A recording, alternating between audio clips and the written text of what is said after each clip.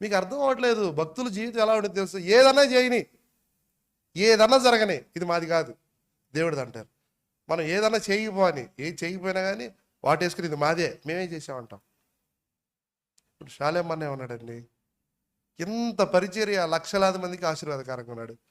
ఏమంటాడు ఇప్పుడు కూడా, ఇది నా వల్ల జరిగిందా, నా మొహం నాకేం తెలుసు, నేను ఒక కుటుంబాన్ని పోషించుకోలేక ఆత్మహత్య చేసుకుందాం అనుకున్నా.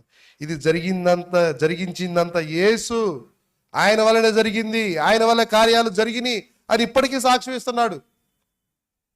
భక్తులు అందరూ, నీతిమంతులైన భక్తులందరూ ఒకటి గమనిస్తారు, ఏదన్నా జరగని అది ఆయన వల్లే జరిగిందని గ్రహిస్తారు.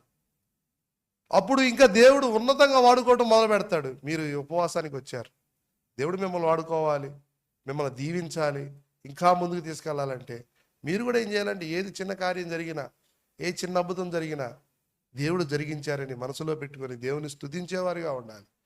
ఏది మన కుటుంబం పోషించబడిందన్నా, ఒక ముద్ద ఆహారం తింటున్నామన్నా, ఒక వస్త్రం కట్టుకుంటున్నామన్నా, కొంచెం ఆరోగ్యంగా ఉన్నామన్నా, ఏది కలిగినా కానీ ఆయన కృప వలనే జరిగిందని నమ్మాలి.